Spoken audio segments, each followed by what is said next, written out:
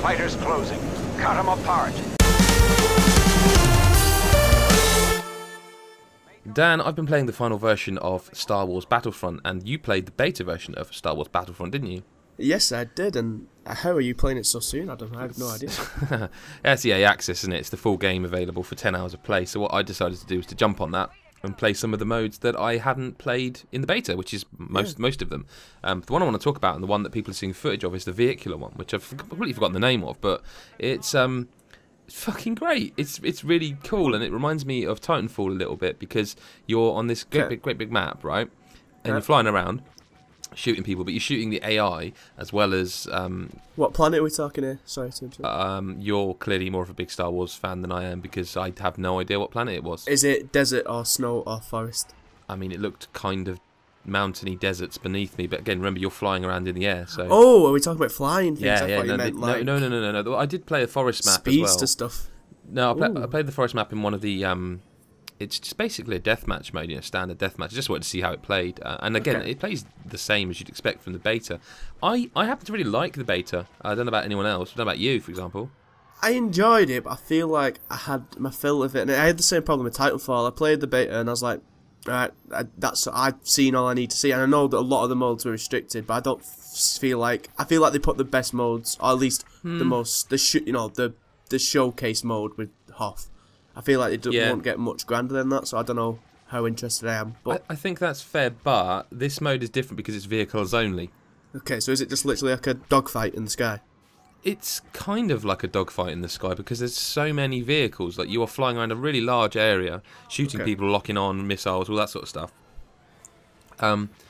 But because it has the AI, like in Titanfall, like it's got, you can get... I mean, I came like second, I think. No, that was in the other mode. I find I do quite well at this game, and I don't tend to do well at shooters. I don't know why. I found that as well. I thought I was doing okay at points, but again, really? It happened at the beginning, then I quickly fell away when better players started coming to the map. It's possible. I mean, the flying thing is really cool because, like I say, you've got the AI and you've also got objectives. Like, for example, I must admit, look, this is a weird game, because I think people are going to come at it and say, like, oh, but it's not got an awful lot of content, and, can it keep you playing for a long time? And is it anything more than just a Star Wars version with that Star Wars sheen? And I was talking to Dan Naylor, who's reviewing this for us, and I was saying, like, the thing is, this is kind of my argument with Tomb Raider. Like, sometimes games can just be superficial fun, and that's okay. And definitely. I think this could be a case of that, because I have to be honest, I was flying around and I was, you're seeing the video, I died immediately, then I started doing, I don't think I died again for the rest of the match, I recorded. And all of a sudden, it pops up on screen and says, somebody has got the Millennium Falcon, and I just literally went, oh my god, that's so cool. Do you know what I mean? Yeah, I can. That's the appeal of it, isn't it? That's what's setting it apart from... If you take away all the stat, and I know it's like saying Batman would be shit without Batman, but if you take away the Star Wars stuff, it is just pretty much a run-of-the-mill shooter. But the amount of detail in everything Star Wars that's what struck me. The sound design is amazing, and I loved how when you would shoot a Star Trooper, they'd flail about like they would in the movies and stuff like that, and that's what really got me. It's got the Star Wars feel, no doubt about it, and you could tell that just from the beta. But for me, the thing that's holding me back from it is no campaign mode, and that's the thing that's been getting at me. Well, there is sort of non-competitive stuff, though, isn't there? There's the mission mode. It's not a story, though, is it? No, it's not. It's absolutely not, and it is a shame. But I don't know. I mean, I think I can live with it. I would have loved a campaign just because of how good it looks, generally speaking. To be honest with you, it does worry me a bit, because if you look at other shooters who've come out this year or the year before that didn't have campaigns, look at Evolve, and I'm not comparing the two, but that had no story. But this is Star Wars. Of course, I mean, it's going to have a massive. It's going to sell millions, definitely. and then it'll have a massive uptake again at Christmas, just because it's Christmas and because the Star Wars movie's out. And it depended on what they put in the season pass, it could keep that uptake going. But I also played. I want to talk about the forest map that I think is the Endor. Yeah, where they originally showed in like the concept. They looked like concept art screens. And that's interesting, because that is a very different kind of map to ones you'd get in a game, because it is a forest. So although it's a big open area of a forest. Is it more stealth, so like sneaking through trees and stuff? It's more a case of, because of the nature of it being a forest, it's you have to be more, you have to concentrate more, because you are like, if you're playing as like the troopers, you're looking to shoot rebels who are kind of wearing brown outfits, and they're in a wooded area. Yeah. So I mean, but also you can suddenly come up behind someone and you're like, shit, that's a person, and shoot them. And I don't know what it is, Dan, and this is early days, obviously, but for some reason really like the shooting in this game. Now it's DICE, so they make good shooting, but back to the flying stuff, like that's an interesting diversion. Like it doesn't seem like there's an awful amount of vehicles, like there seems to be 2 on each faction.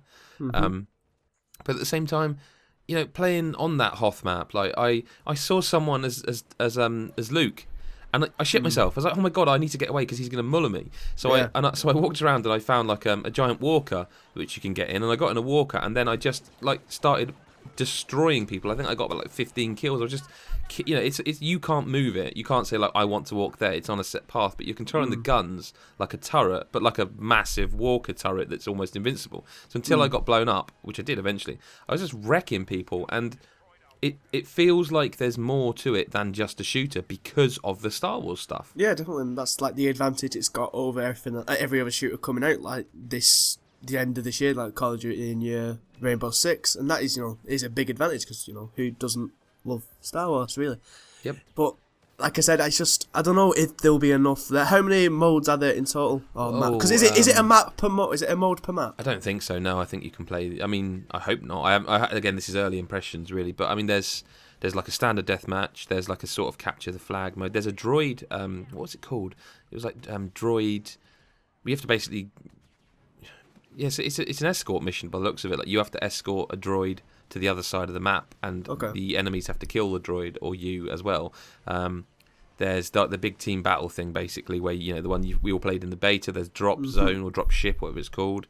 There's the one where it's vehicles only. There's quite a few modes, and of course there's the mission stuff as well, where you can play like horde, basically horde mode, isn't it? Yeah. The thing is, they're limited to what there is in the Star Wars universe, but at the same time, I don't know. I want to play more of this, and I often find, like you said, with betas, like you play them and you're like, I'm kind of done with this. Now, Destiny was ruined by the alpha and beta, whereas this, I played it and I wasn't expecting to want to play more. So I was playing a bit with Dan, as I say, because he's reviewing it, and I was like, I actually am just really enjoying this, and I love the Star Wars nature of it. I wouldn't even consider myself like an enormous Star Wars fan. I like them, but I wouldn't say like I'm.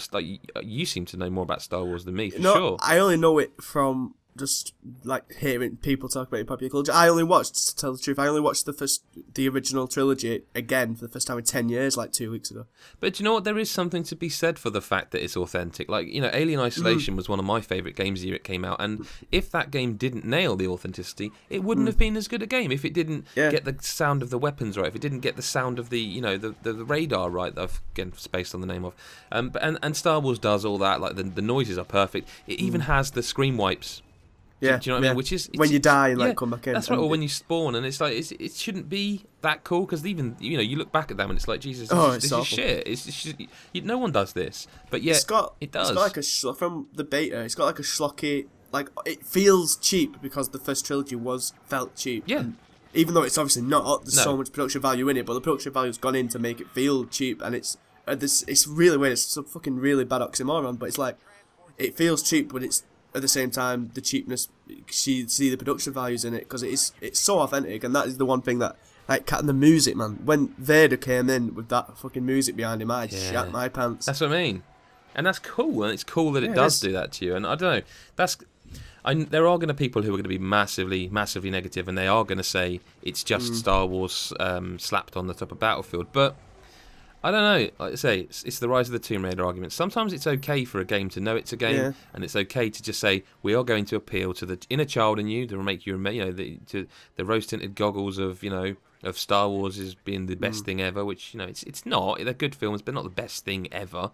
It's okay to just be authentic. And the thing is, it does provide a good shooting experience. I think the reason that you and I are finding we're better at it is because there's no reloading.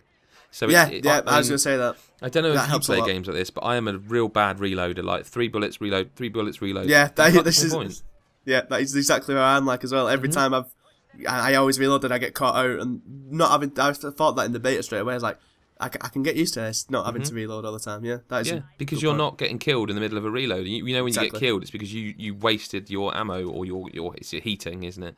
And I like the fact that I was getting good kills and I got like second place on my admittedly losing team when I had just started the game, like level 1, no unlocks, no cards. I don't know. I really like this, and I expected to be done with it by now, and I am at the point where I'm probably going to buy it because it's a fun shooter. And you know what? There's something we haven't even talked about. My kids can play this. Yeah, because it's a shooter that isn't like bloody, like you said, there's no bad language. This is Star Wars. It's family friendly, and there is an awful lot to be said for a AAA developer making a shooter that kids can play. I'm assuming this isn't a 15 or 18. I can't see any reason it would need to be. I think it might be 15 because it is still violent nature. I suppose, but it's the thing where like if you look at it and go like and I don't want to keep on about it, but if you're like I don't want my kids playing COD, well they don't have to. They can play this. It looks amazing. It's a modern looking video game. There's a reason Plants vs Zombies: Garden Warfare is getting a sequel. Yep. Yeah, there absolutely is. That was a good game as well, to be fair. I enjoyed it, but I'd say that I got. Oh no, we can't divulge so much about Star Wars. No. But keep an eye on GodIsAGeek.com. Dan Nailer is reviewing this. We'll have some more video stuff.